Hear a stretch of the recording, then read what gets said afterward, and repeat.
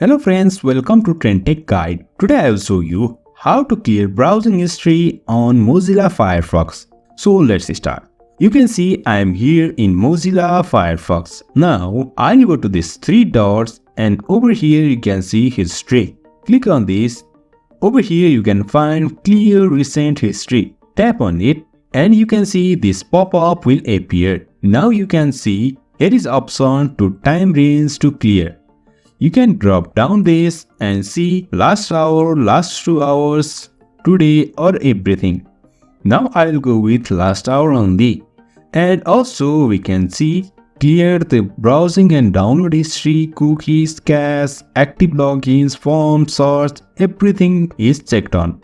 Now if you want to uncheck, you can just uncheck this from here.